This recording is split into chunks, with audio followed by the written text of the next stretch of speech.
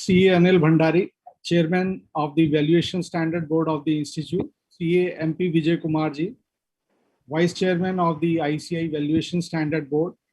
Our guest speaker for today, CA Pramod Kumar Jain, my colleague in the Valuation Standard Board, CA Sarika Singhal, and more than 5,000 plus participants to this program who have joined us for this knowledge enhancement series. Very good morning to all of you. And it is a very welcome augury that all of us have joined here to learn more and more about this emerging area and going in tandem with the Institute's drive to provide more and more knowledge in the contemporary and emerging areas. The ICI Valuation Standard Board has launched this Sunday Valuation Series, Interaction with the Experts, wherein we go into nitty-gritties and try to demystify certain topics on which the knowledge is not readily available. Our speaker for today, CA Pramod Jain, who is a member in the Central Council from Northern Region, needs no introduction. He is an expert in the direct tax, indirect taxes, auditing, and any area in which we ask for. And with these small words, the topic for today is DCF the right method or the only method for valuation of shares under the income tax? May I request CA Anil Bhandari ji, the Valuation Standard Board Chairman, to carry forward the proceedings further. So a very good morning to all our viewers and members, and a very good morning to all my colleagues here. And Rakeshji, thank you so much. Again, a warm welcome to CA Pramod Jain. Of course, he happens to be our colleague in the council, but that's not the reason that he's here today. He's a fantastic human being and also a very, very learned person. And I'm sure today we would have a very interesting time with Pramodji today. Of course, I'm also joined by CMP Vijay Kumar, who is the Vice Chairman for the Valuation Standards Board. I continue to have my learning journey with MP Vijay Kumar day on day, and it's absolutely fantastic to learn from all the questions that he asks. And of course, Sarika has been a fantastic support. So here we are again today on Sundays with Valuation Experts. These series have become pretty interesting. I think we did 2 Sundays before this, and I think we've been joined by more than 7,000. We've been joined more than 7,000 odd members on every Sunday. We try to keep this light. We try to keep this interactive, as many questions as you would want to ask. Last Sunday, I think we had more than 267 questions. So would appreciate if anybody has a question, please feel free. We would catch them up as you send them on an email, and we would try and cover as much as possible. Having said this, I now hand this over to my friend and colleague, MP Vijay Kumar, to start moderating this session, and let's try and make this as interesting as possible. And of course, whenever I think I have a question, I will chat in and trouble MP Vijay Kumar. I like to ask questions to MP Vijay Kumar, so we'll try and do that during the course of our discussion. Thank you so much. Thanks, Anil. To you, MPV. Thanks, Anil. Greetings to all. Thanks for all the energy you bring to this Sunday discussions. And just one additional introduction to Pramod. He is the immediate past chairman of the Valuation Standards Board, and during his leadership, the valuation standards which are promulgated by Institute have gone beyond the country. And at SAFA, he's been able to ensure that all the countries are embracing the valuation standards promulgated by Institute. So welcome, Pramod. And without much ado, and probably the secret of why this Sundays do well is we get straight to the topic. And on income tax, I think most of the members will be aware that I'm a novice, but I'll use this opportunity as well to get a better understanding of the subject. So just to begin with, Pramod, as far as the IBC and Companies Act is concerned, we have requirements that valuation needs to be done by a registered valuer. What is the position under the Income Tax Act? Can registered valuers be involved, or are there areas where they are required to be involved? And what are those areas of valuation where you need to go to other than registered valuers? Thank you, MPV sir. In fact, the chairman of the Valuation Standard Board, Anil Bhandari ji, Rakesh Sehgal ji, Sarika ji, MPV sir.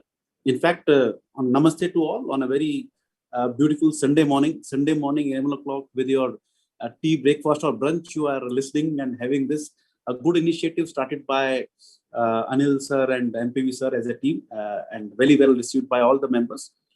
MPV sir, if we talk about under the Companies Act. Pramod, one small interruption. If it's okay with you, and Anil, with your permission, please feel free to call me as MPV. No, we'll call you MPV sir only. Yeah. आगे बढ़ो यार. Because it is going to be tough when MPV sir is asking questions. Normally we ask questions to MPV sir. So the vice versa would be very, very interesting, I would say. MPV sir, I will say that your question is very, very important because this is one of the point which might be troubling most of the professionals. Under the Companies Act, if I talk about, the registered valuers are required to do the valuations for the various activities as required in Section 247. But recently, by the efforts of Valuation Standards Board, last year as well as this year, even we were requesting MCA, SEBI and others that even the valuation for the Ind AS, which was earlier done by anyone, now it is required to be done by registered valuer. And how they have brought it? They have brought it by asking a question from the auditor in the CARO, as well in Schedule 3, that whether the valuation which is required to be done for the PP is been done by the registered valuer or not. So under the Companies Act, the valuation is required to be done by the registered valuer. But one point very important to note, under the Companies Act, there is no valuation required for the transfer of shares. There is no valuation required for the transfer of share. What is the price agreed between the buyer and seller? That is fine. So no valuation required under the Companies Act. But income tax, they talk about valuation, even on transfer or issue of shares, both transfer or issue of shares. Now, for the transfer of shares under the income tax, anyone can value, and there is no certificate required. So if the buyer and seller, they themselves say, okay, we have valued it, that's fine. There is no issue. Where the valuation is required is only for 2 or 3 things. And that is mainly for the issue of shares. In the case of transfer of shares, in case of other than equity shares, securities other than equity shares, the valuation is required by a merchant banker or an accountant who is a chartered accountant in practice. And for issue of shares, we'll be discussing further also, only when the method, what is there in our subject today, DCF, we say DCF, in that case, the valuation is required not by a registered valuer, but by only a merchant banker and not by an accountant, which was earlier allowed. Since 2018, it has been not allowed. So income tax talks about issue of shares valuation. If method is used DCF, then by a merchant banker. Otherwise, there is no certification required for the valuation under the Income Tax Act, other than the valuation for the securities which are not equity shares. Okay. I think I missed out something, MPV. Pramod, you said issuance of share requires valuation, but transfer of shares under income tax doesn't require valuation. No certificate required. No certificate. Valuation is required, but certificate is not required. Oh, so which means there a chartered accountant, registered valuer can do it, or anybody can do it for that matter, correct? Management, buyer, seller, themselves can do it. Oh, okay. Only issuance requires, and only merchant banker is allowed to do that. Any idea what was the thought process of letting only a merchant banker do it? I mean, are they better, or I don't know? I mean, this was posed before because some of the cases in the courts, they held that when the DFCF, we say discounted free cash flow method, when the DFCF method was used, in certain cases, how the DFCF method is there, that the projected balance sheet of next 5 years is given, which is of course subject to so many different views. So based upon that, the valuation of a share is done. So in that case, they found that the projected balance sheets were not appropriate to determine the discounted free cash flow method, the valuation through that. And certain chartered accountants did it. So the courts held that this we are not agreeing to. So income tax taking that clue, they said that, okay, merchant bankers, they had two persons allowed. One is merchant banker and second is accountant, which is a chartered accountant as per section 288. Which MPV, I believe that with the valuation standards and with the registered valuers now, there is no, I mean, and that color of maybe somebody has a better expertise to look at the future cash flows is completely kind of demystified or decolored or whatever, right? You're So- right, Anil. You're right, Anil. In fact, it's a little historical. Let me put it. Yeah. The reason why merchant bankers are there, little historical, as we all know, this profession is, as a recognized profession, is a nascent profession. It's hardly 2-3 Right. years old. So until then, the people who are actually involved in equity valuations, etc., were either chartered accountants who picked it up as a niche area, or it was the merchant bankers because they were involved in right from the CCI days, Correct. controller of capital issues days. Correct. At those days, you had those formulas of net asset value, PECV method.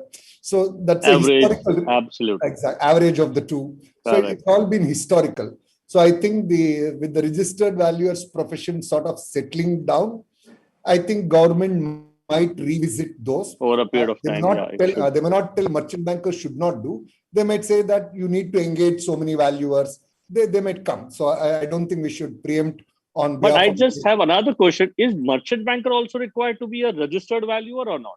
No. Currently, there is no So now such that is actually a bigger gap than even our discussion that we have, right? Correct. Fundamentally, registered valuers are supposed to follow the process, standards, ABCD, responsibility. ethics. Responsibility is cast because they're registered. Whereas a merchant banker who's allowed to do a valuation is not even registered, right? Correct. So yeah, I know we have been discussing this in the committee, and of course we will take this Correct. forward. But I was just trying to get myself. You're right. You're right, yeah. and so beautifully articulated. They also, of course, are registered with the capital markets regulators, so they're also bound, but they're not bound by the valuation related. Yeah, but you're registered with the capital market regulator, but you're giving a certificate in the income tax. Exactly. Where is the responsibility? I don't see Exactly. the two gelling. But anyway, I think back to you, MPV. So I And get here, your- Anilji, what I want to add is merchant bankers are doing it for the listed securities, and this Correct. valuation is required for the unlisted securities. unlisted. And merely merchant banker criticizes a certain net worth. So merely having a net worth will not give them that Yeah, bandwidth to do the evaluation. I'm saying that's even far off. I'm saying the fundamental flaw is that you're not even registered. That means you don't necessarily have to follow these standards. You're not responsible to the primary organization which is governing the evaluation. Of course, you're responsible to somebody. But anyway, so we'll pick this up. But we were just trying to. I think that's a little outside the domain. Yeah, I correct. think, So we'll pick it up. But I thought Yeah. let us just settle that exactly who's able to do that. Fantastic, Pramodji. So please, MPV, back to you.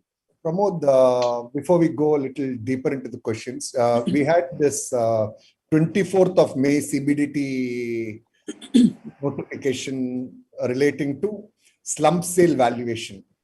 You have that Formula 1, Formula 2, FME 1, FME 2, higher of the two and all. Given your deep subject matter expertise on taxation, slump sale and all, maybe you can articulate this a little more in detail for the benefit of all, because good number of them would actually be listening to you to get clarity on this. The background of this amendment, and you know it is effective 1st April 2020 financial year. It's effective assessment year 21-22 itself. So people who have done the transaction April, May, June, July, without knowing that these rules are there, and these rules have come up now. So little bit of insights on reasoning, if any, why this amendment has come, how these valuation rules operate, what should be the guidance for the SSEs. For example, there could be some people who finalize their accounts audited on 20th April also for the year ending 31st March. And this valuation rule is only on 24th May relating to the previous financial year. So there could be a potential tax impact. So a little bit of guidance on this to the members. MPV sir, yeah, very, very rightly said. You know, if we talk about slump sale, in slump sale, what happens that an undertaking is sold in a lump sum. And Section 50B comes into play. And on the slump sale, there is no valuation done for the equity and all those things. And in slump sale, there are the undertakings are sold. Even in the slump sale, there has been talk to either sell the Indian Airlines through a slump sale or giving the whole company. So there was questions related to making the Air India as a slump sale and taking out certain assets and all those things. In a slump sale, what happens that we don't value asset wise and we value the whole undertaking. But now when they are doing a valuation, they have notified the rules very late, as you rightly said. Now, valuing an asset at its fair market value in a slump sale, then it would not remain a slump sale in my view. So there would be a litigation out there. And of course, the issues would be there that valuing the immovable property, equity, and then there is no slump sale, then you are taking asset wise and then valuing the whole thing. So these challenges would remain in a slump sale. So they have tried and I would say restrict or contain certain provisions where certain tax plannings were done which were legitimate. Earlier it was Rule 11UA, which we'll be discussing today, of the equity share sale. Then in the budget they did for the partnership firms, bringing in 94B and 45(4). And now what was left was every time we think that everything is done, nothing is left. But then people come out with the new ways and then they plug those ways also. So slump sale was one of the ways. Now they have plugged that, because in a slump sale, there is no indirect tax GST. So the taxation is on the whole undertaking, and the difference thereof, there is a formula which has to be done. So now they've said no, value it asset wise. So that would be a question, and that has to be taken, that how that the courts are taking that. So in the coming time, we will see that valuation. So, and Anil is a big fan of simplicity, and I actually adore him for that. So let me make his life a little difficult now. Anil, you have these two formulas here in this 24th May notification. Yeah. One formula is A plus B plus C minus D. Another is E plus F plus G plus H or whatever. And the higher of the two you have to take. I thought only Chartered Accounting Institute can do that. I'm really... So this is absolutely, I think... I don't know. We could, going forward to the next question. But this is likely to make it very complex. So you're expecting that there would be something which should come up in the next 6 months to 1 year to try and make this better, Pramodji. I mean, this is forward looking, of course, but you think that this cannot run for too long? There would be litigations on that, of course. Correct. First of all, the retrospective effect. Secondly, the basic concept of slump sale, and then itemized and then higher of these two. And then it has to be seen, lots of material would be coming very soon. Lots of discussion sessions would be there. And of course, the higher fees for chartered accountants for certifying that slump sale, the form which has to be filed for that the IT return. So certification is required. So all that. So again, complications. Anil ji is a big fan of simplicity, but complications bring the professional opportunities. So both are mix and match. I agree. Yeah. I can't beat that, Pramod.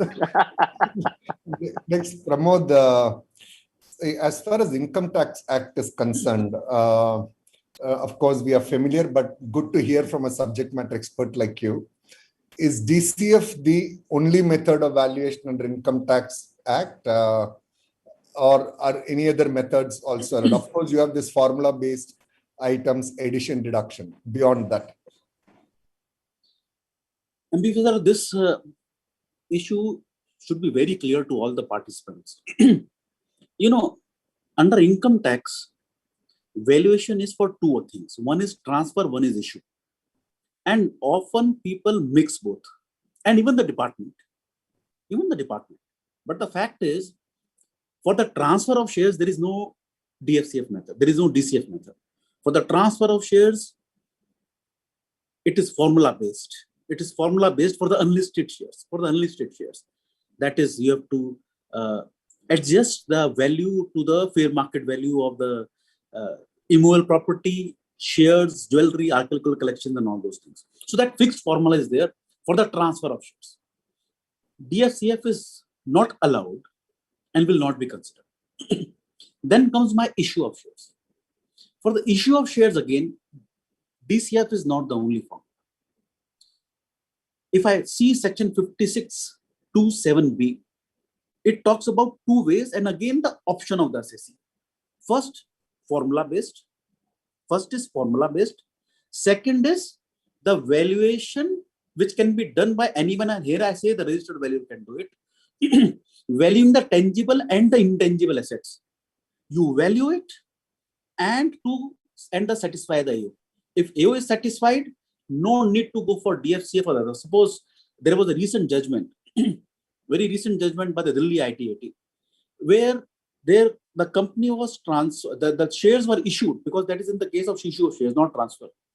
And that company had certain shares which were at a higher market value,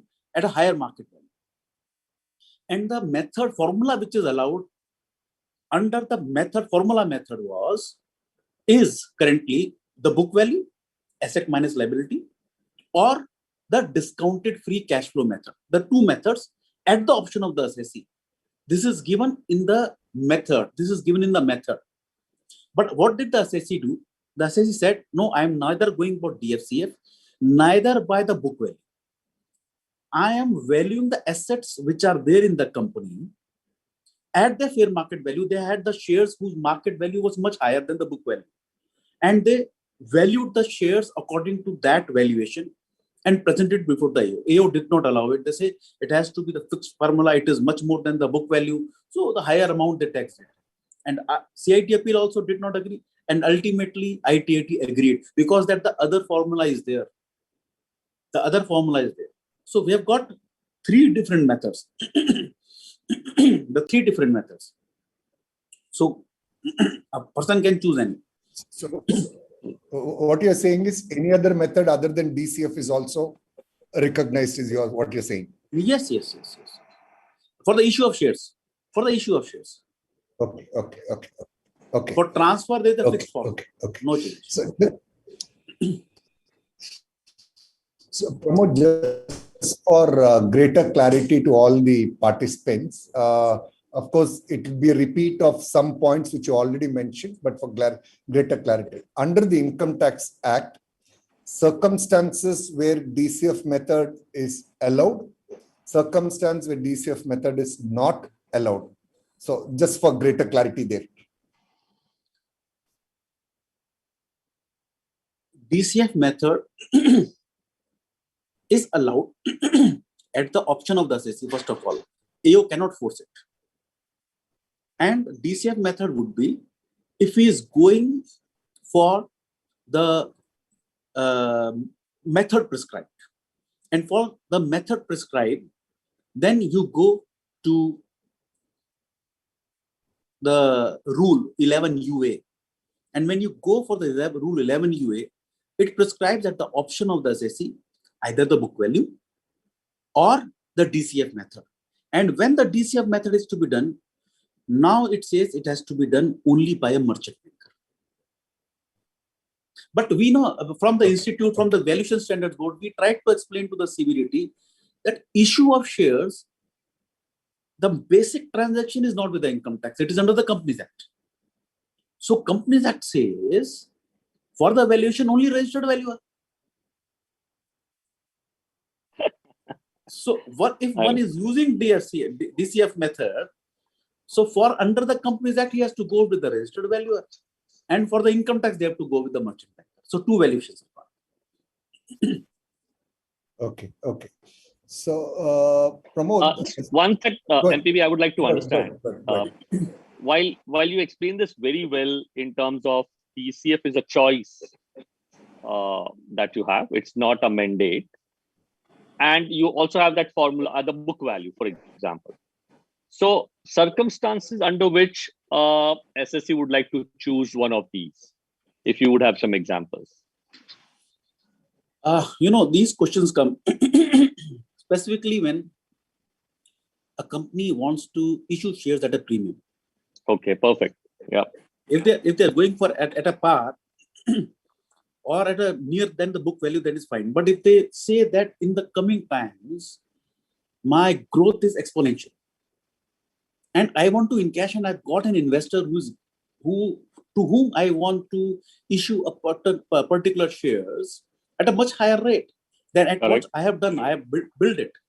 So for having that higher value at a premium, when you want to have it at a premium, then you require TCF. Otherwise, you won't. So I get your point. So I'm saying technically a company wants to issue some shares at book value, whatever it be, and immediately they go in for a valuation which is expecting an investor to come in. And this happens in a period of 6 months, say, for example. One, they may want to give to employees, friends, and family. And suddenly you go out in the market and you try to take valuation. And suddenly that 10 rupees is actually not, it is 10,000 rupees. Right? Does this contradict when you go to the income tax office eventually in that assessment year? No, it won't. Because it is an option. First, the promoters have done it. And later on, there are prescribed methods. The issue is, it came, why this section 56 to 7B came basically, because there were various cases where a company without any activities, they issued shares at a premium, a huge premium, a 10 rupee share at 1,000 rupees. And in the next year, they purchased back at 10 rupees. So to curb that practice of that illegal money coming into, so it was brought. So you have to value it, and any shares issued at a premium much more than the fair market value would be taxed in the hands of the company. So that's why the value has to be arrived, and they have given either DFCF or the book value or the valuation. So all the three are value. So if you issue at higher than those, that would be taxable in the hands of the company. Got your point. Perfect. So, Pramod, as far as the Rule 11 UA is concerned, it talks about valuation to be determined by a merchant banker or an accountant. Is the registered valuer considered as an accountant under the Companies Act, under the Income Tax Act? No, a merchant banker is a merchant banker who is registered with the SEBI as a merchant banker. Accountant here is only it. Some people say that accountant is not allowed to do valuation under the Income Tax Act. It is not so. Again, repeating, because in case of shares or securities other than equity shares, a valuation is required. So it could be convertible debentures, it could be preference shares, it could be anything. So for that valuation, either a merchant banker or an accountant is defined the same, which is there under section 288, subsection 2's explanation, that a chartered accountant in practice. A chartered accountant in practice, he is an accountant under the Income Tax Act.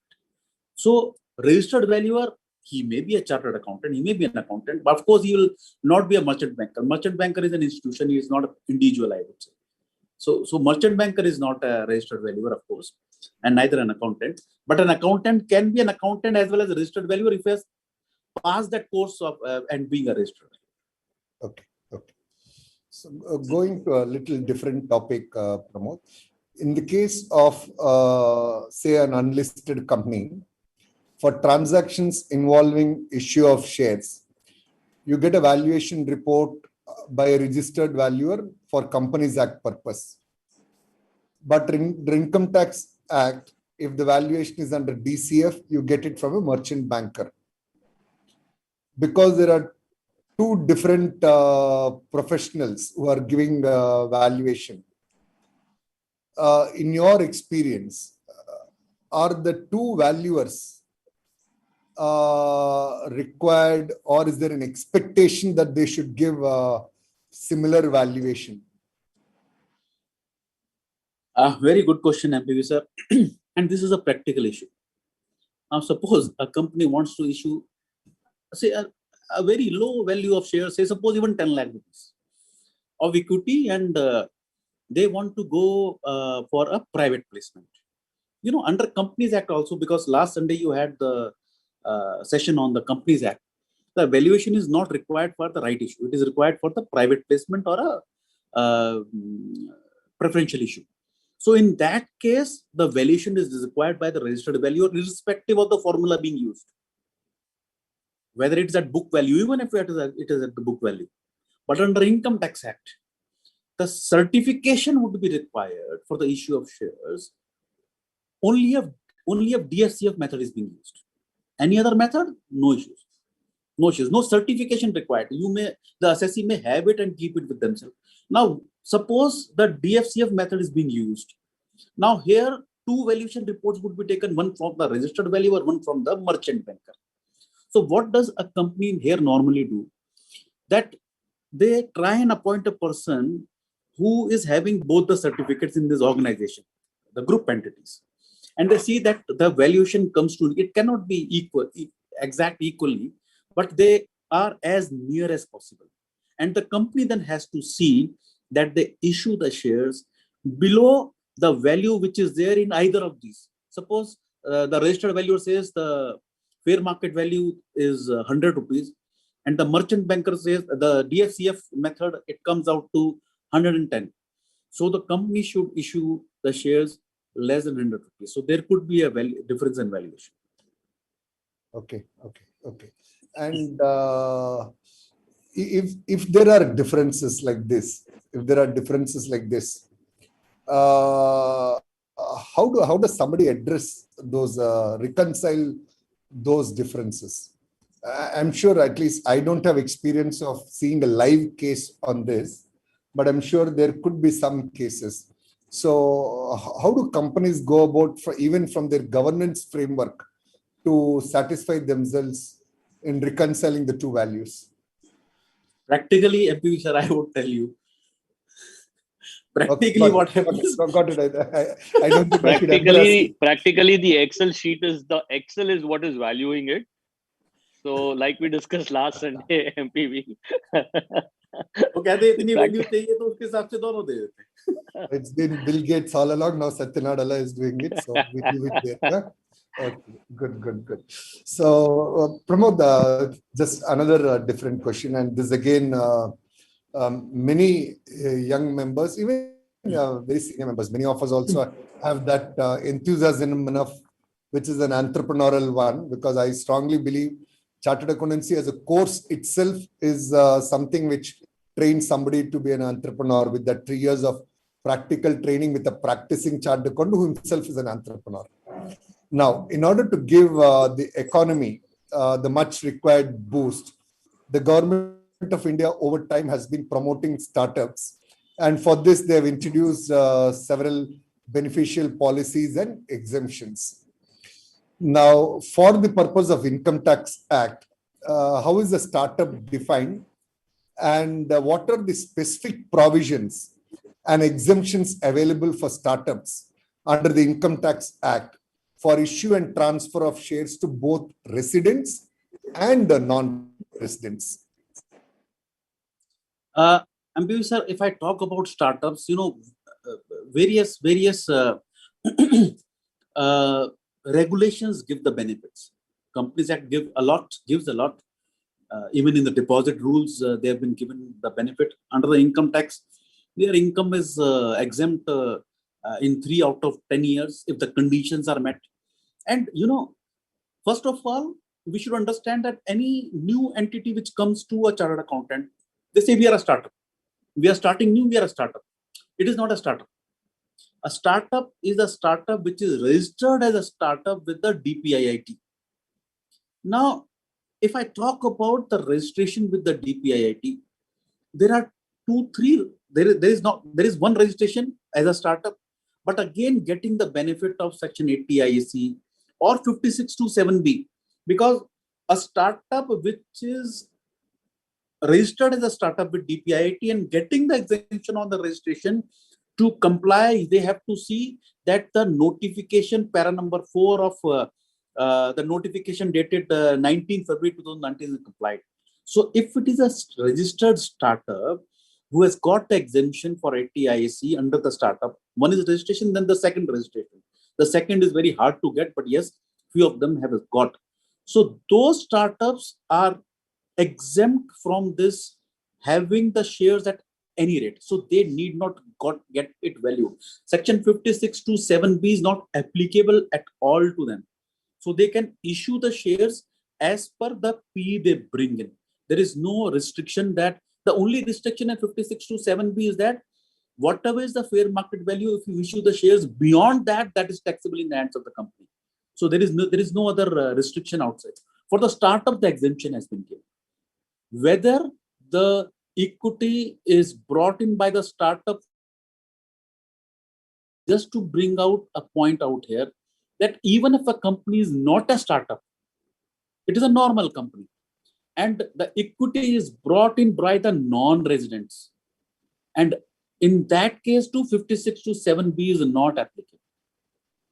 So if it is a non-resident, and that non-resident is investing into an Indian company, whether it is a startup or non-startup, 56(2)(7) will not come for the issue of shares. For the issue of shares, it can go at any rate, 10 rupees shares, 10,000 rupees, no issues.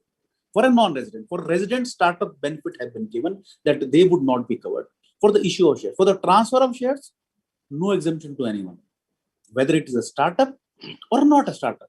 It is a fixed formula based. Value it at the rates, immovable property, fair market value, equity at fair market value. That. Pramodji, I have not And, understood one thing.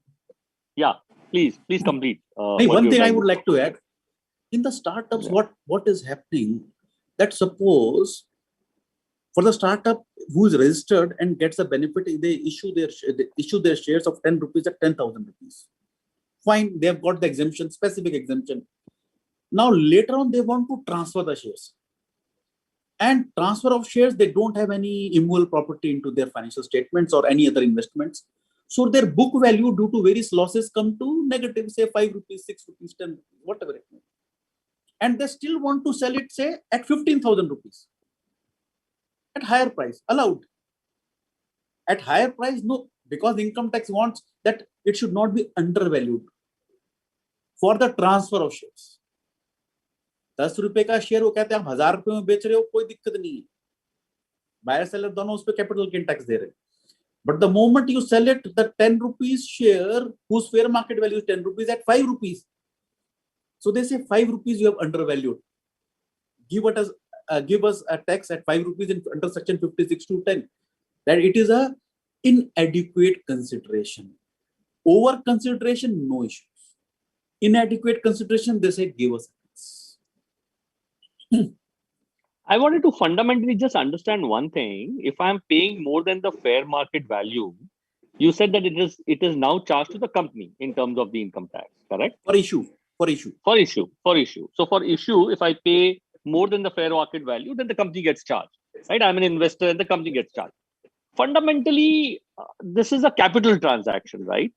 Why? I mean, how does an income tax department want to charge a transaction like this? I just told you the background thereof.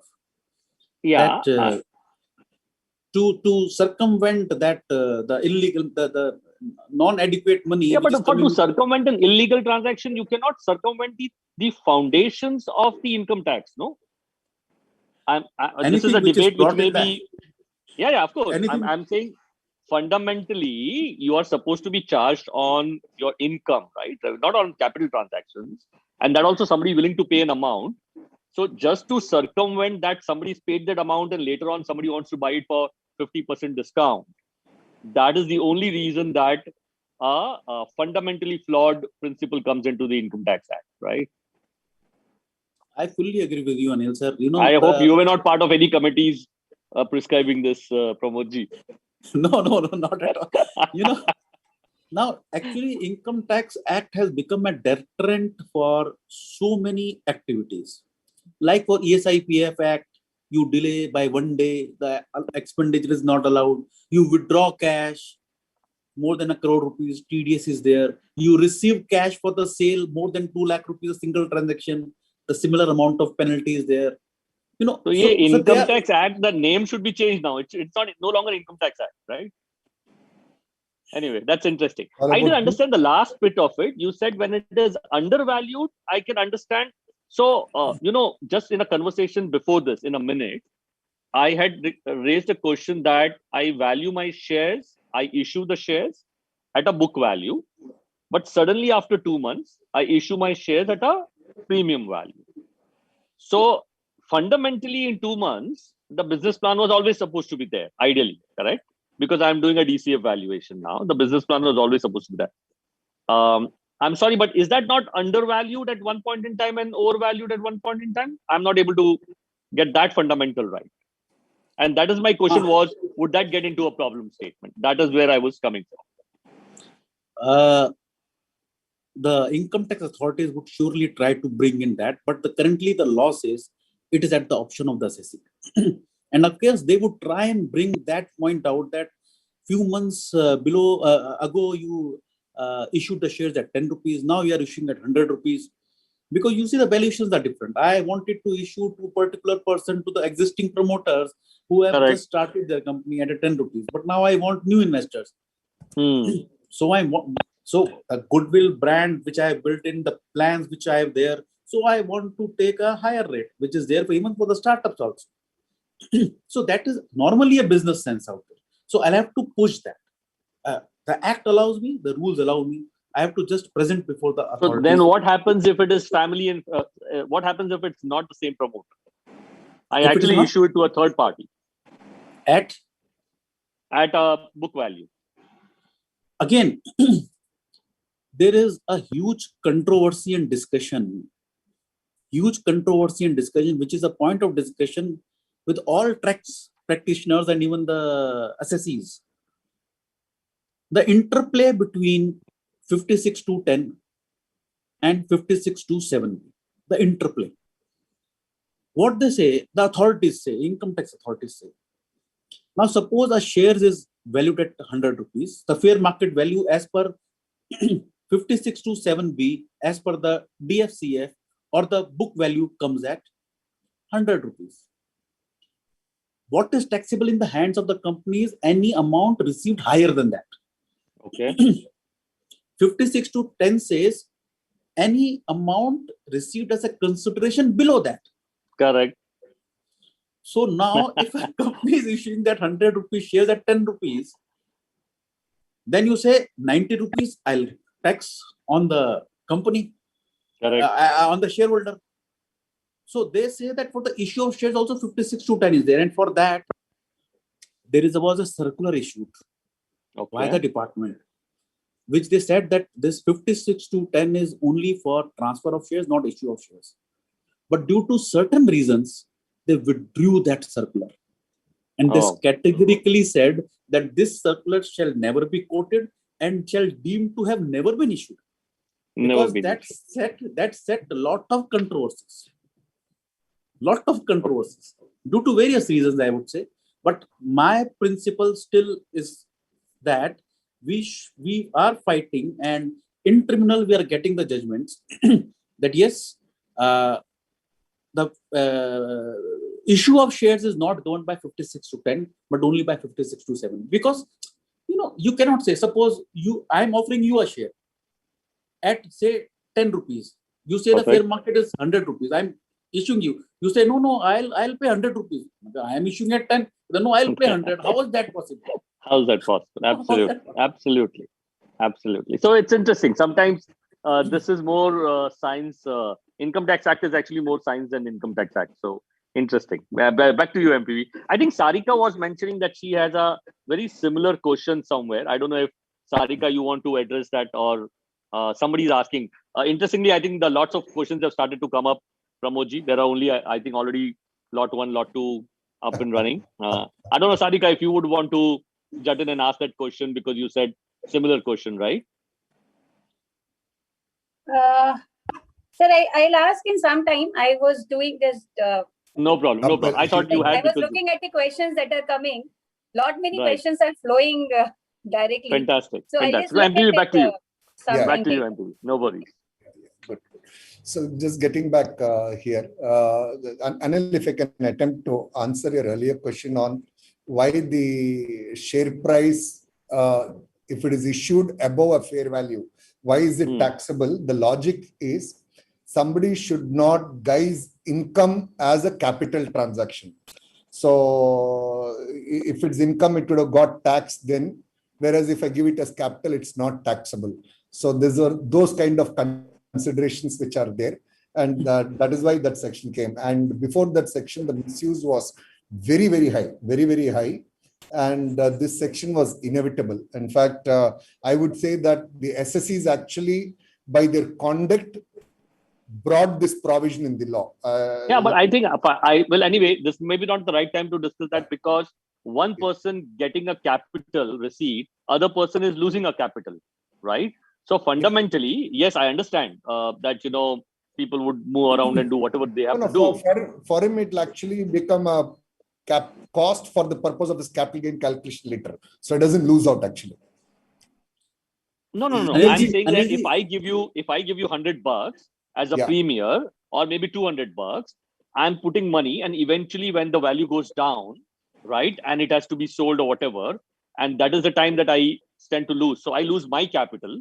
Whereas when I had paid you, of course, I paid a higher amount for a capital. Eventually, I'm losing a capital, right? In my total asset value, I'm losing a capital. So I would fundamentally still not call it as a revenue in the hands of the person who was getting it.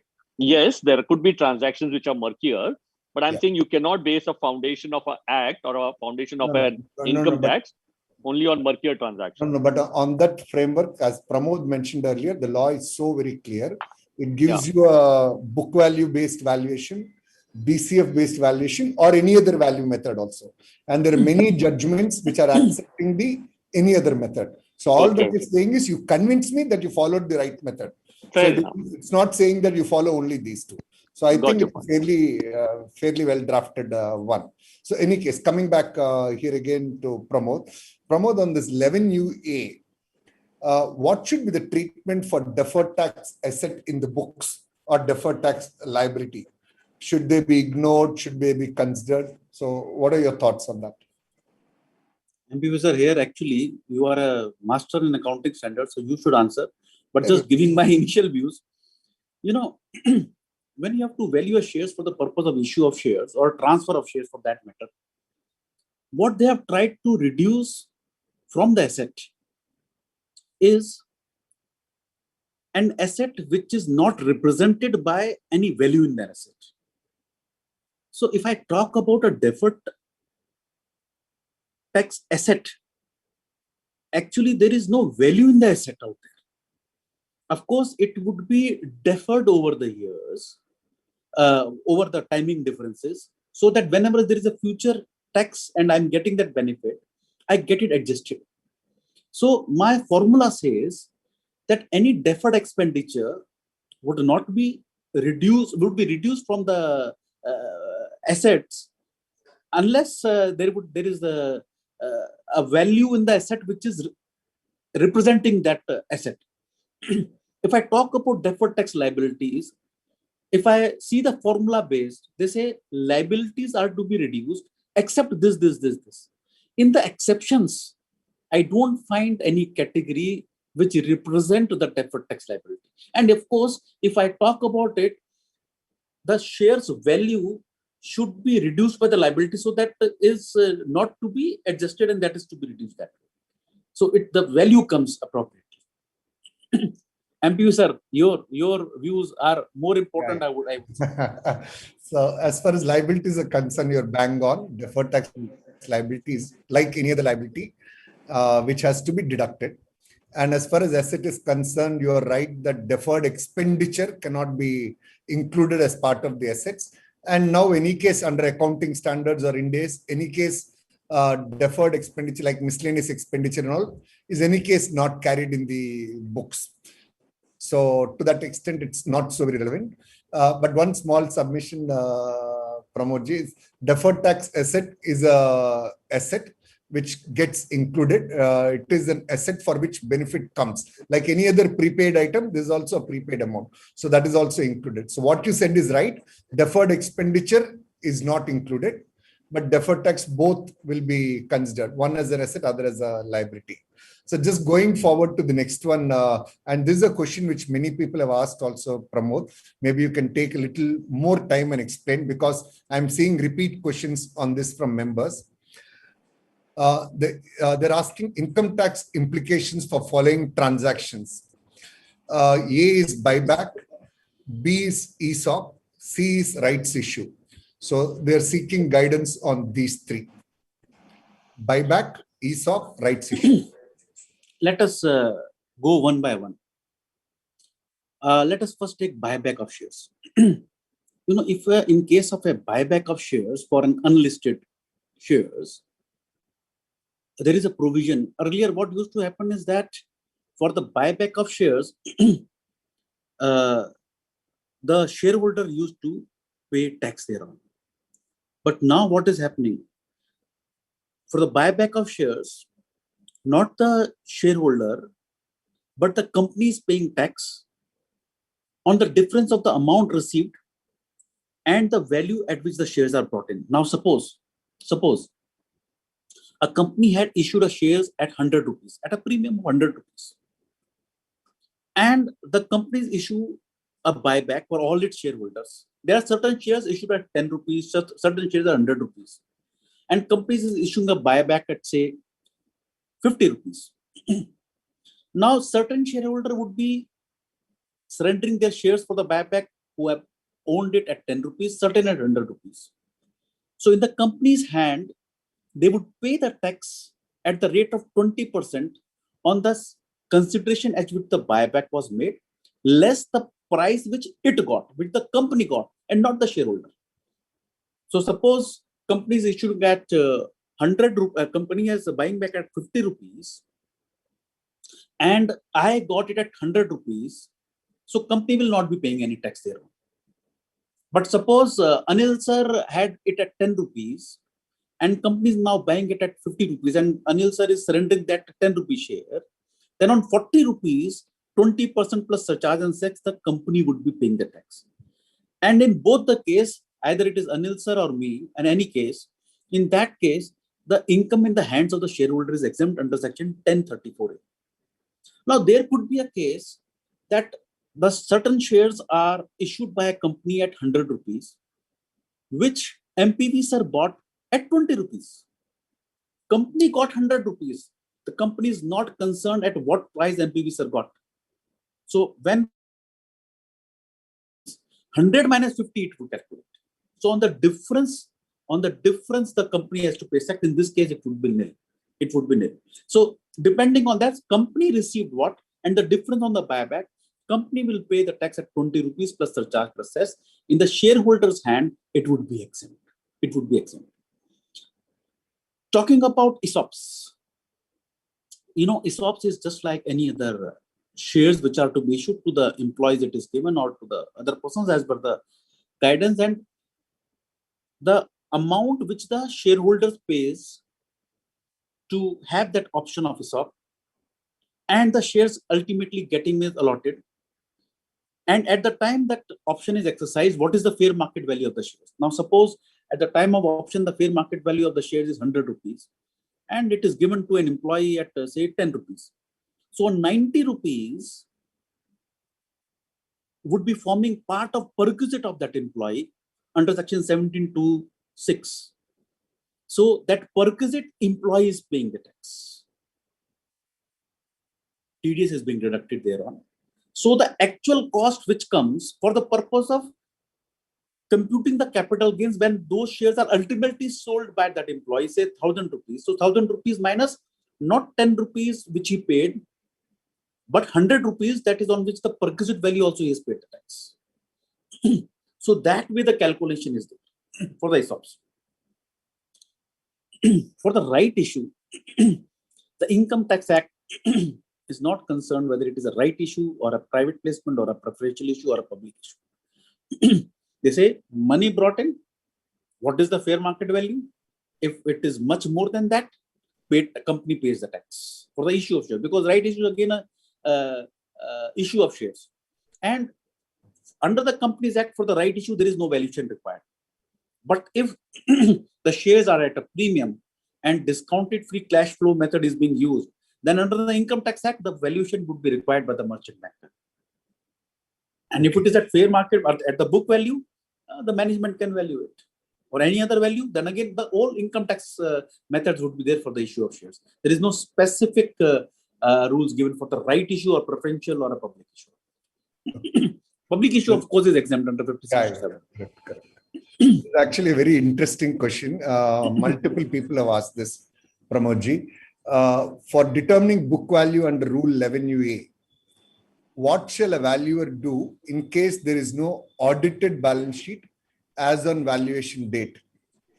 Can he rely on the unaudited financial statements? This is a very good question, and we have Many brought people that. have asked. No, this is a very good question, and this we have been talking at various seminars, informed to CBDT also. Now, how to value a shares in the case of issue of share or transfer of share? Which balance sheet dates to be taken? Interestingly, for the issue of shares, they say how to value a share, which balance sheet you have to take. If suppose you have to take a book value, which value you will take, which balance sheet you will take. They say the balance sheet on the day of issue of the shares, at that time, you get it audited by the auditor along with the notes and all that. And if that is not available, the previous audited balance sheet is fine for the issue of shares. But if it is for a transfer, on the day you make a valuation for the transfer, you need to have an audited balance sheet by the auditor. Simple example, suppose there is a company of MPV, sir, and certain shares are held by Anil sir into that, and he wants to transfer to Sarika ji. So I am the auditor of MPV, sir. So Anil ji would be saying to MPV, sir, please get your audit done because I want to transfer 100 shares to Sarika ji. So I am the auditor, I'll charge a fee. So after a few months, again Anil sir wants to say, okay, Rakesh sir wants to say, I want to transfer certain shares to Sarika ji. After a few months, again he will come to you. MPV sir, get your company audited by your statutory auditor, which is Pramod Jain. Again, pay a fee to Pramod Jain. So this is ridiculous that on a transfer of shares, you have to get it audited along with the notes from the statutory auditor. Is this a slip up? Is this a slip up, or it was with some intent? It is there, and there was an amendment in 2019, which further fortified that in case the shares are of a company which is situated abroad, then the auditor of that company there has to audit for that date. Look at professional opportunities. Wow.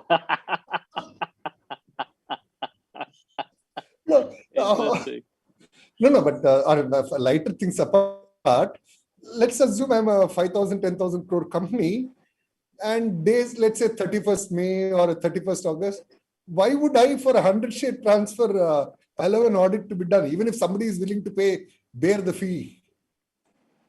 But sir, that is the rule. It is for unlisted shares. Listed shares, the valuation. No, I'm telling unlisted. Unlisted only. I'm a 10,000 crore unlisted company. Anil ji is the director. He'll say you have to get it done, so you'll have to get it done. Rakesh ji is the director. Sir, Karao ji, मेरे को तो बेचने हैं, क्या करूँ? 100 share को मैं क्यों करूँ? क्यों क्या sir? He's also director. I'm the auditor. So now what happens? Why? So say for example, if this gentleman wants to sell, but the company is least bothered here. So what? He will not be able to sell at all. It is an unlisted shares. So unlisted companies, shareholders, the shares can be transferred only if the board agrees. It is not that you force that I'll transfer and board says, okay, I have no option, I'll transfer. It is the option. You can say for private company, Pramod ji. For a public company who is unlisted, there is no board. Yeah, agreed. And for I'm saying fundamentally also, if the company is not bothered, how will it? I mean, okay, if you get me the share transfer in the board meeting, I'll transfer it. But who will take the pain of getting my accounts audited, getting the balance sheet ready? I mean, I'm saying this is not workable only, na? Fundamentally, this is not workable. 100% agreed. And now let us practically. Maybe they have assumed that all the unlisted companies are less than 1 crore rupees or something like that. They would have assumed that, India may, many members have asked this question actually. Many have asked. Very interesting. So I think it represents the substantial issue. Okay. Maybe we should pick this up. Maybe we should pick this up with the CBDT generally also within the institute. But anyway, I think back to MPV. So, interesting. This was a learning for me, by the way. I didn't know about this. To be honest, for me also. Now I think I should convert LLP to my company to a partnership now. No, we also, no, the learning was not this, MPV. The learning was you had a 10,000 crore company. In a lighter way. Yeah. Yeah. Okay. Going forward next. For assessing the value as per Rule 11UA of Income Tax Act, what should be the treatment of share application money and amount which is set apart for equity shares and preference shares? Set apart for dividend, I suppose. Dividend. In my view, share application money should not be forming. It should be reduced. Correct. It should not be. It is a liability because share application money, there is no surety whether it will be allotted or reduced. And in dividend, what they have said is that again formula based, that if on the date of valuation the dividend is not declared and it is set apart, then only it has to be added to the net worth, otherwise it will be reduced. I'll hardly see that a dividend which is not declared and an amount is set apart. Yeah. Then that will be forming part of net worth, otherwise not. The valuation, otherwise not. Maybe that problem was there earlier, but now we have aligned where proposed dividend is not accounted in a balance sheet. It is accounted only when you actually pay. So to that extent, this problem disappears. Yes. And there is a question from a few members saying that deferred tax asset is a fictitious asset. With all due respects, I want to clarify for all. It is a real asset. It's not a fictitious asset. Some other day we can have a discussion on that. So today we'll listen to Pramod ji. Pramod, the other question it's again a very interesting question which people have asked. What are the duties of valuer who is undertaking a valuation under Income Tax Act in case he observes significant issues in the audited financial statement? Should he issue a valuation report based on book value as per financial statement, even if he comes to know of probably some inappropriate thing in the financial statement? Very, very good question, MPV sir. And here, your and Anil sir roles also come into play. Why? Because the role of the valuer is purely on base of the audited balance sheet. He cannot go beyond that. Now, the auditor would be in trouble if there is an issue, but he cannot challenge the auditor out here. He cannot challenge the auditor. He have to take the base if he is valuing at the book value at that way, and the auditor will have to face the music if there is any huge discrepancies, I would say. MPV sir and Anil sir, just chip in out here. Yeah. No, I think fundamentally this is how it would be, right? I mean, we are expecting the auditor to have audited it appropriately, correct? I mean, there is no fundamental reason for one to go beyond the audit at any point in time and all point in times, right? I don't know, MPV, what's your view on that? So I think my view are two things. One is there is this rule-based or formula-based valuation where you take carrying amount as per balance sheet.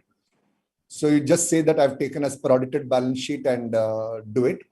But if he's doing a valuation under DCF or under any other method, obviously he has to adjust for those items where he is not convinced about the appropriateness of the accounting.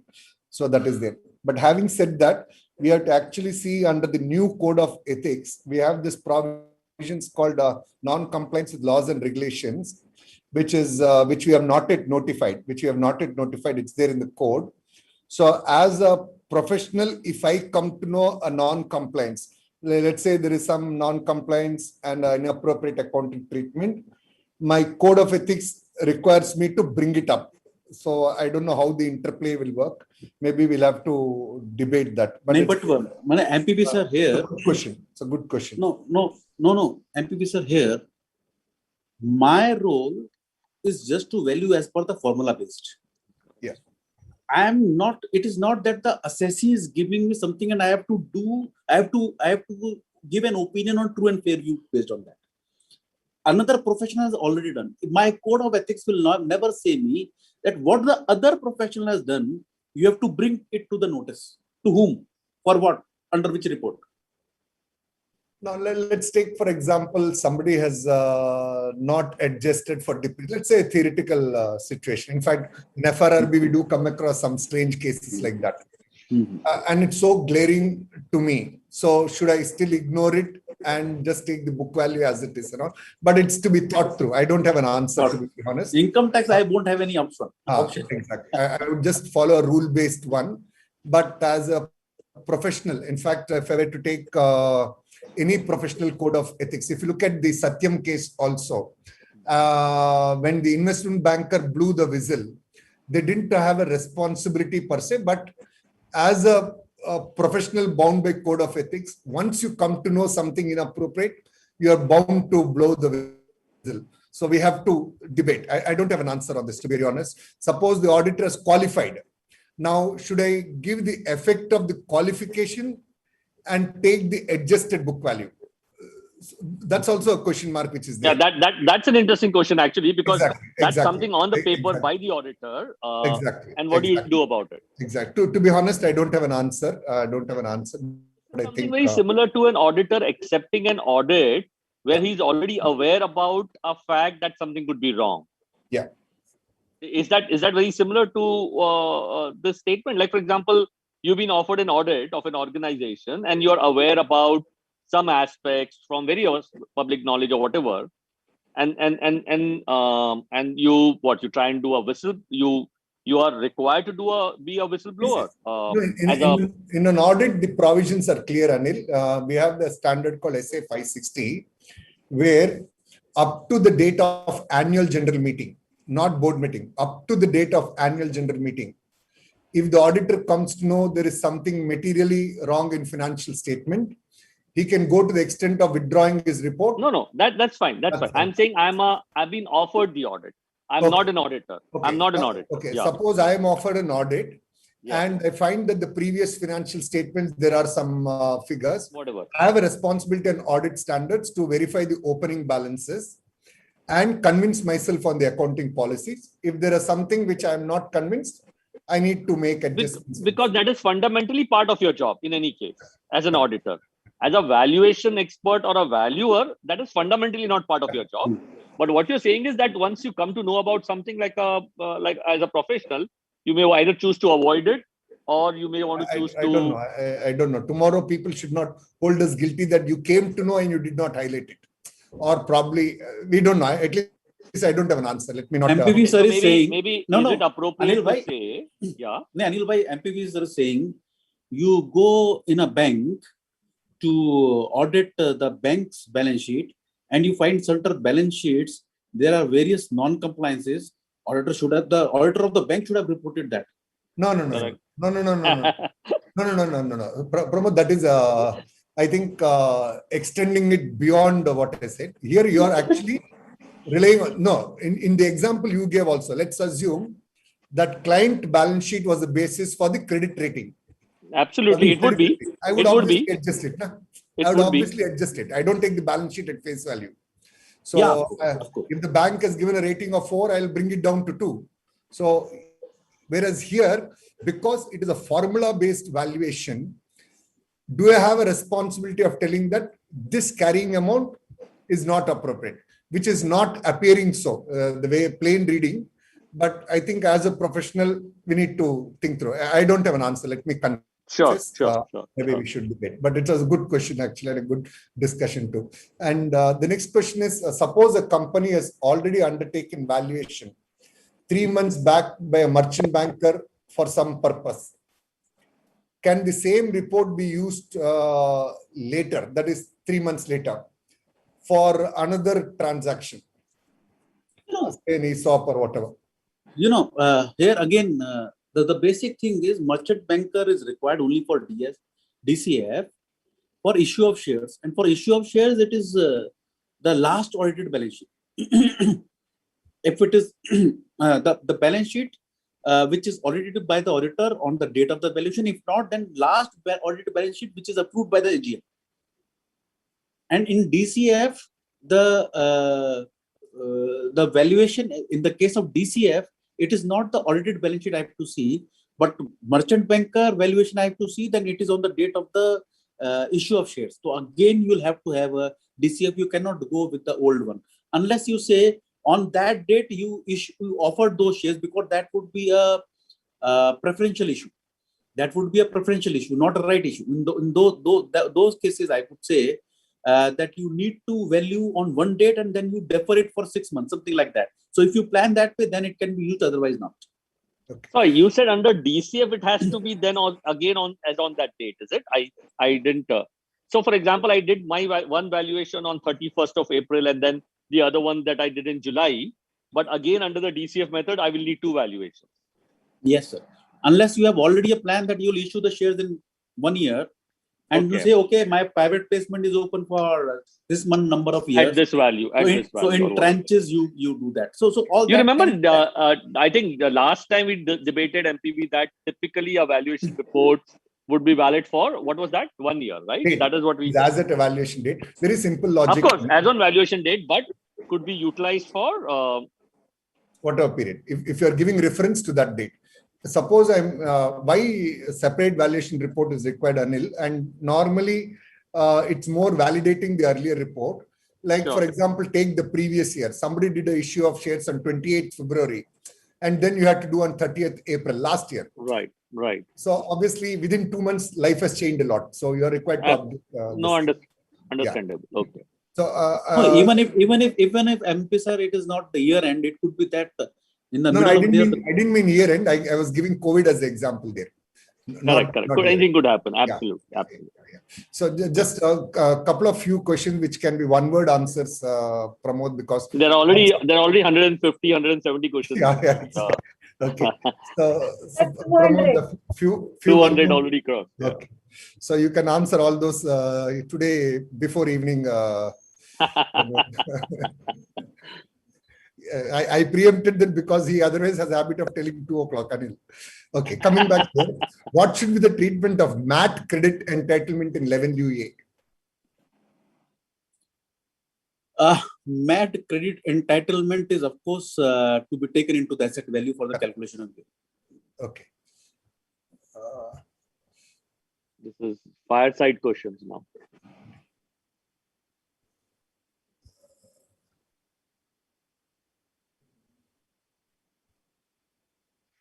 In a private company, when shares are directly sold by one shareholder to another shareholder, what method of valuation should be followed? This is a repeat question. It is a clear cut. You have to value only at, you have to sell it only at a higher rate that is, which is given as per 11 UA 1CB, that is making the fair market value of the immovable property, equity shares. And one thing is very important. Suppose you are selling shares of a company which is also having investment into another companies. So you have to value that earlier company, then this company, then this. Correct. And one important point which I'll just like to tell to all the participants. Now, suppose there is a company which is a family-owned company, and the father wants to gift certain shares to his son. So if he wants to gift certain shares to a son without valuing anything, he can do it. There would be no tax impact on the father or the son. But father wants to say, no, I'm ready to give him the shares, but he should be able to value the money. He should know that what it is there. So what he says, the shares values is 1 crore, but you pay me 10 lakh rupees. I will transfer the shares to you. The value is 1 crore, but only 10 lakhs, so that you value the money. Son says, okay, very fine. In the hands of son, the difference of 90 lakhs is not taxable. But in the hands of father, to teach that son, 90 lakhs is taxable. The father will have to pay tax on 90 lakhs under section 50 CA because the valuation is there for the transfer of shares on the seller also. He cannot sell below the fair market value. So one has to be very careful. So it would have been better for him to gift the shares rather than doing a transaction around it, is what you're trying to say. Absolutely. Yeah. A portion at fair market value, balance as gift, whatever they want. But then for that, they have to come to the professionals to understand these things. If they do it and then come to us, then there could be an issue. Perfect. Yeah. Pramod, the interest of time, I'll just ask some questions. We can have single word answers. One is there a stipulation regarding discount rate for computation of DCF? No. For valuation of unlisted company or private limited company shares for transfer, whether assets are to be revalued or taken at book value? No, not all assets. The assets which have been defined, that is immovable property, investment in shares, securities, archaeological collections, jewelry, bullion, all those things. They have to be revalued at the fair market value. Only those. Yeah. And for example, immovable property, say for stamp value, whatever guideline value you take. So Circle those rate. kind of values. Okay. And DCF, he says, as you said, DCF is available after choosing 11UA. But I feel the option is between DCF or 11UA. Please clarify. No.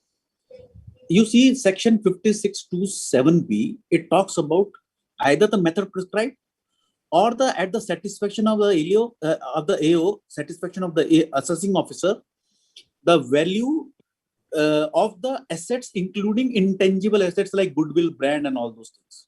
So two methods given in section 56(2)(7)(b) at the option of the assessee, either the method prescribed or the valuation of the assets, including the intangible assets. Now, if you go for the method, then you go for Rule 11UA.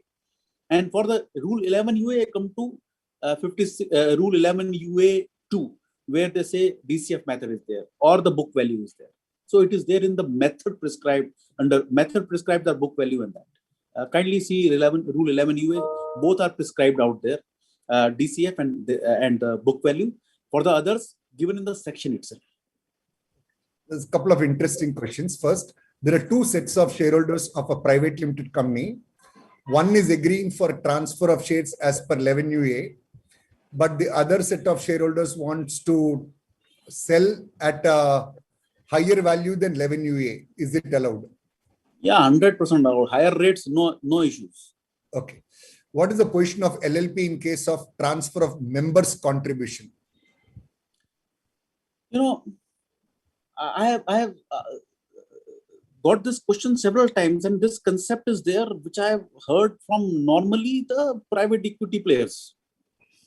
In a LLP or a partnership firm, there is no concept of selling off my partnership share. I join as a partner, I retire as a partner. I'm not selling my partnership shares. That is a very basic concept which is taken out of proportion by various PE equity shares. So I'm not selling my share. I'm just going out, someone other is coming. Yeah, so how do you plan it? Exactly. And secondly, for this section 45(4) has come in and read with the Rule 9 that how the money or capital asset is taken by the partner at the time of dissolution or reconstitution at any moment, how the taxation would be there, that has come in the Finance Act 2021. So one has to go through that.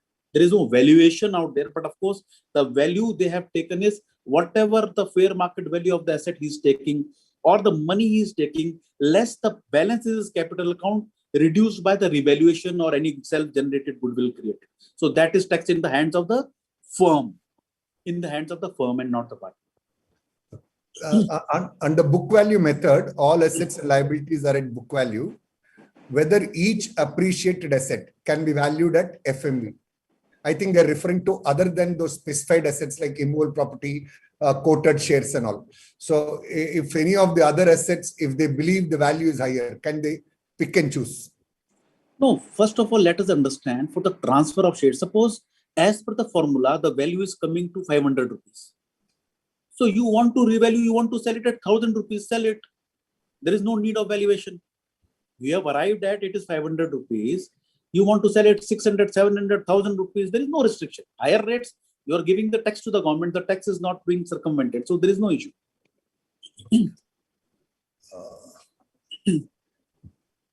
If DCF valuation method submitted, not seen, and assessing officer ordered that fair market value of shares not submitted, is assessing officer correct? I haven't really understood understood the question. I got is what is trying to say that now everything is faceless. So in the faceless, they had in the response for the issues, they have submitted the valuation of the shares, the method they have used. But while passing the order, they have made an addition saying that it has not been submitted. So the next course of action is, of course, to file an appeal, and everything is on record that what you have submitted and not. So, of course, the appeal fees you have to charge to your client, and then you'll get the decision in the favor. Is everything is what you have said is there on the record, no issues. Okay. In a private limited company, a non-resident Indian is holding 25% shareholding. The Indian investors are to buy the shares from NRI as per arrangement, which is more than the book value. For this purpose, valuation of registered valuer is required for Companies Act and from merchant banker for income tax purposes. Am I correct? Good. That's the question. No, not correct. Not correct. No. Again, we have started in initially itself for transfer of shares. There is no valuation required. No. Okay. How to value the fair market value of property while calculating the value of shares? Do we have to take the valuation report of the property? It has to be at the stamp duty value, which we say circle rate. So you can take it from the registered valuer of the land or from the net, wherever you want, because there is no, when there is no legal requirement of a certificate, but still certain assessees want the certificate to be given. So in that case, you can issue a certificate out there. But again, here, any certificate which you issue, please see the compliance of the guidance note issued by ICI on the guidance note on issue of special purpose certificates and reports, where there is a fixed format of issuing a report, not merely the formula you sign and certify. The engagement letter, the assessee's responsibility, the chartered accountant responsibility, and what is the purpose. Along with that, you give that valuation. So you have an engagement letter and then issue a report. Okay. There's a question. Chartered accountant registered under section 34AB as a panel valuer with department can use DCF method, which is presently done by merchant bankers. No, only merchant bankers allowed currently under income tax. There's a repeat question from many members. Please define and illustrate merchant banker for Rule 11UA. Merchant bankers are, as it is given in Rule 11U itself, that merchant banker would be a merchant banker who has taken a registration with the Securities Exchange Board of India, SEBI. SEBI से जिसके पास merchant banker का registered certificate है, that merchant banker can issue a report for the DCF. I thought there was a class 1, class 2, class 3 merchant bankers, right? Now there is no such classes by SEBI. It can be issued by any merchant banker. Any merchant banker. Okay. There's a question on 56.2.10. Is it applicable for new issue of shares? I just said it is very controversial. My personal view, no, not applicable. Okay. If private limited company wants to increase authorized capital, should it be valued? Answer is no. Why cannot a company give a joint mandate? Okay. Can we have a question? Request in summarize. It could be. Okay.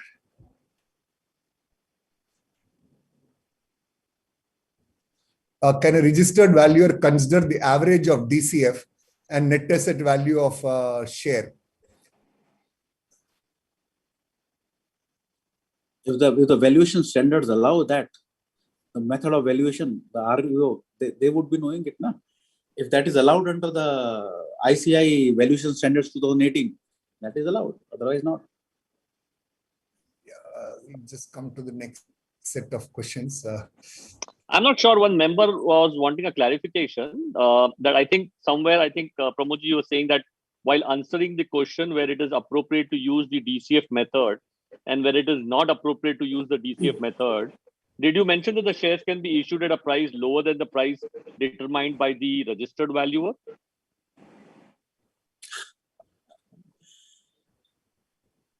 The fact is, yes. Yeah. So There is no restriction to issue at a lower price. You know, it Correct. was very, if I see even the Companies Act, they say to value the shares and attach the value report. Does it say at what rate it has to be issued? absolutely, I agree with you. I've seen several valuation reports, and I've seen the shares issued below the valuation reports.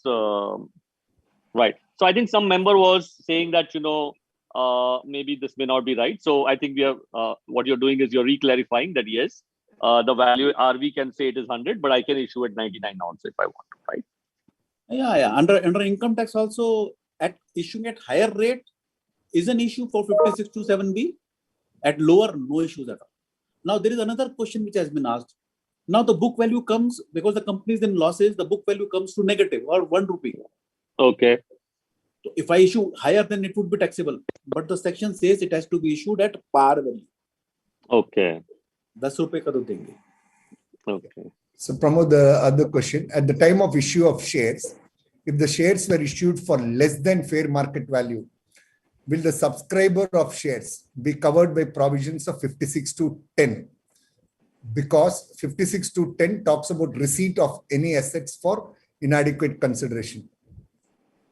You know, this is the point which is the most discussable point in the whole thing, which I told So also. I find repeat questions on this actually. You know, because the judgment one of which was there is not conclusive. But my question is, my view is, there are two separate formulas. The issue in 56 to 10 is when two persons agree at a rate. Can there be a transaction for which there can be two rates? That you pay 100 rupees, but I'll receive 10 rupees. How is that possible?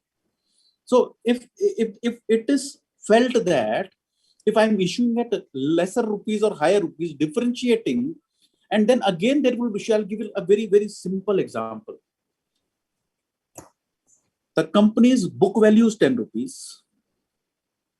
The company's fair market value as per the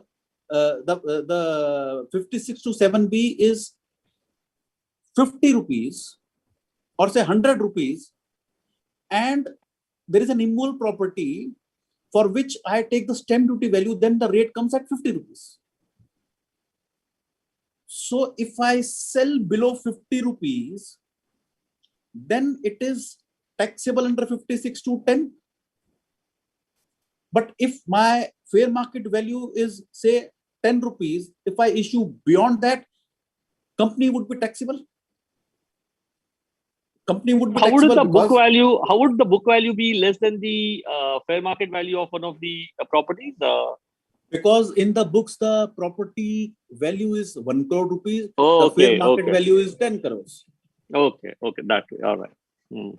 So the face value 10 rupees, Book is 50. book value is 50 Book value is rupees, 50. and the fair market value is 100 rupees. So Got if the it. company issues at 50 rupees, they say, no, 100 rupees, 50 rupees, shareholder is taxable. If they issued 100 rupees, the book value is 50 rupee, company taxable. So on any, so if the company wants to issue the share to the promoter himself or the brother of You the have to promoter, pay tax. someone will. So that I like your cannot be a- profession, yeah. I like your profession. Fantastic. Amazing. So it's a very tough one actually, Anil. Actually. Yeah, I mean this is like tough. fundamentally flawed here. Yeah, that's why to bring a clarity, they issued a circular, but due to certain reasons, they withdrew it. In fact, if you see the memorandum for issuing 56 to 10, so in my view, in such cases, 56 to 10 should not be applicable for the issue of shares. The AOs might be doing it. You will have a chance to have a fee while fighting it up to CITFP level or the ITAT level. But again, for the issue of shares, I don't feel 56 to 10 is applicable. Okay. Pramod, this 56 to 7B applicable for rights issue? It is applicable for all issues. Okay. If you issue higher than the rate, 56 to 7B is there. Sure. We'll try to keep as much as one-word answers, Pramod. We're almost at the end.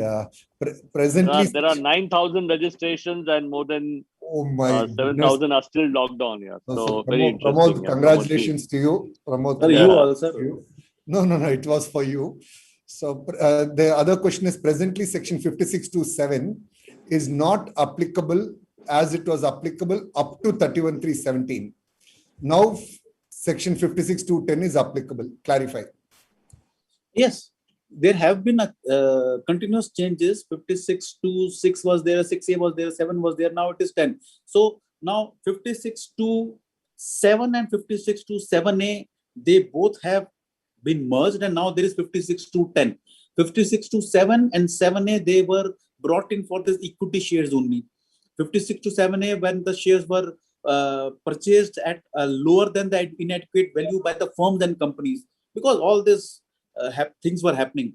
So they shifted and they made it applicable to everyone. 56(2)(10), any person, it is applicable with effect from 1st April 2017, assessment year 17-18.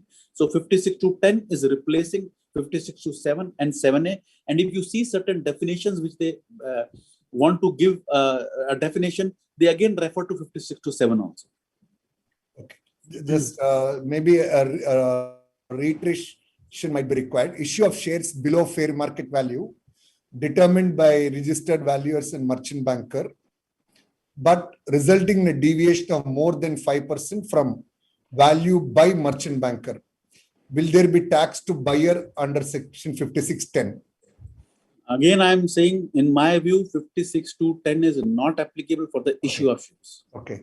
So people are so many questions on 56(2)(10). Actually. Yes, it is, because it is a huge matter of discussion. And in my view, because of this simple logic, because in 56(2)(10), there has to be a transfer. So one person has to give and one person has to take. But when a company issues a share, they apply for that share. They apply for that share and the shares are issued. It is not transferred. And the receiver doesn't have a right to alter the rates. He cannot negotiate. Correct. He cannot negotiate. So Anil, with your permission, just 2-3 more questions given that. Please. Yes. Pramod, even if valuation is done by a respected professional, the assessing officer simply questions the valuation by comparing actuals with projections because he has the benefit of hindsight. Any guidance from you? Oh, I wanted to ask this the first question when we started here. How does hindsight make an income tax department more smarter than they are here? No, but this only gives an opportunity to the professionals to fight further. Basically, because as it is rule-based and it is based on the assessee and they cannot challenge it. Earlier decisions were there that they can challenge. But of course, the role of the professional who is valuing needs to be very, very careful. That's why, because of those initial judgments, they did not allow the accountants to value the DCF. And they said merchant banker. But if the merchant banker does the same, then it could be same, because it is not a special skill required to be a merchant banker. It is only the net worth. And even the merchant bankers also who are doing the valuation, again, the chartered accountants. So in my view, stick to that, but see that the projected balance sheets are fairly drawn and there should be no undue. Yeah, this is what we had debated last time, and we kind of impressed upon the members that whatever you do, make sure that you kind of put your notes appropriately, go through the projections. If they are not based on trends, maybe you need to question them. Or if you're doing this, then maybe justify in terms of, how this has gone through. And if you're able to do all of that and follow the standards, ideally, you should be able to go through this very, very smoothly. I think this is what we discussed last. Very right, sir. Have the documentation of the valuation appropriately as required by ICAI valuation. Yeah, MPV is smiling. He's got something up here. No. Actually, many people tell this because of these litigations and things like that, you get a lot of professional opportunities. But personally, I would prefer we don't get professional opportunities because of that. But entrepreneurs doing more business and getting more opportunities. I would actually prefer that. Fully agreed, sir. But the income tax department is hell-bent to give us the professional opportunities, which we should not shy of. We should not shy of. Maybe it might be a good idea to get one of the income tax department CITs next time in one of these conversations, MPV. You can moderate, Anil. What I want to say is that we should not be worried. Take it positively. Just take it positively. Absolutely. That's all.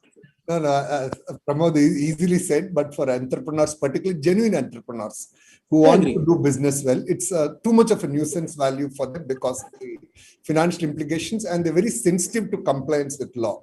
So they just don't want to go through that process. Any case, that's a different subject. So getting back here, probably one last question. This is also a repeat question. In the case of startups or typically IT companies and all, there may be intangible assets which is not taken in balance sheet. In case of transfer of shares, how do we include this in case it is not in the books? Hardly matters. I just said that in the case of transfer of shares, your book value as per 11 UA, it is coming, say, 10 rupees. And you want to transfer at 10,000 rupees. Transfer, no, there is no issue. Higher No. rate, there is no issue. No?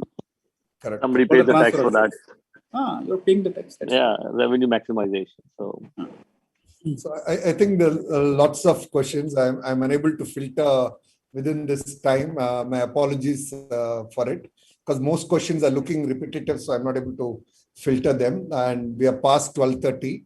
So Pramodji, some concluding thoughts. There are many members who are still having a repeat question for giving clarity on what circumstances merchant banker should be involved, what circumstance is not required. Second is where DCF is required and DCF not required. So there's a repeat question around that. let me summarize it again. Under the income tax, the shares could either be issued or transferred. Right? For transfer, under the Companies Act, there is no valuation required.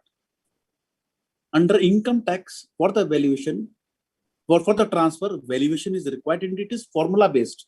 Rule 11 UA 1 CB, where if there is any immovable property, shares, archaeological collections, jewelry, you have to bring it at the fair market value to arrive at the value of the equity shares.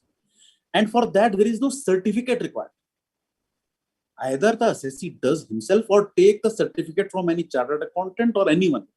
So no, there is no requirement. But if a CA issues a certificate, he has to comply with the guidance note for the issue of certificate and create a UDIN for that, because that is an assurance.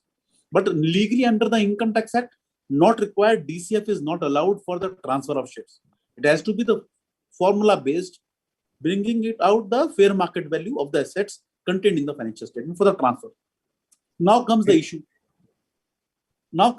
Any question on MP, sir, on the transfer? No. So much clarity. Thank you. I was just about to say that.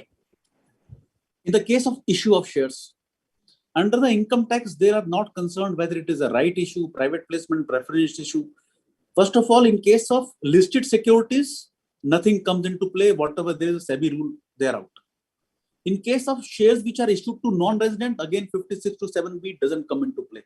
Whatever rate you may issue, whatever is the value, whosoever does it, as per the FEMA, even chartered accountant can do it. And in case of FEMA, what is required is that you issue the shares above the fair market value. In income tax, it is below the fair market value. So there is a variation out. Because India se bahar se paisa aa raha hai, to jitna aa jaye, it is fine. Now, for shares issued through the private equity and the specified persons, from there again the valuation is not required. 56 to 7B is not there. 56 to 7B talks about you arrive at a fair market value in the other cases other than the startup or these given non-resident others in those cases. And if that fair market value, you are taking the shares at variation more than 50,000, then 56 to 7B comes. Suppose the fair market value arrived is 100 rupees and you issue the shares at 150 rupees. So on 50 rupees per share, which you have issued and got the money in the year of receipt, it is taxable in the hands of the company. Taxable in the hands of the company in the year of receipt. But how to arrive at that fair market value? Section 56 to 7B says that at the option of the assessee, it has to be higher of the, it has to be 56 to 7B talks about, if I just say book value, DCF, any other method you can justify.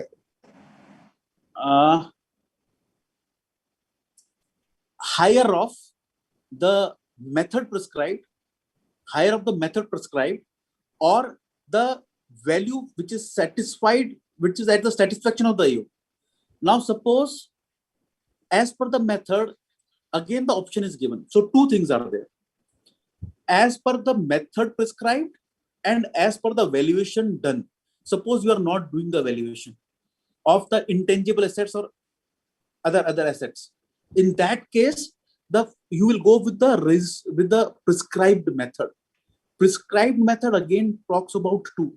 So 56 to 7B, again I'm repeating two methods of valuation. One is the prescribed method, and second is to the satisfaction of the AO, the value of the assets, including intangible assets. So when either of two, which you say whichever is higher, you can go.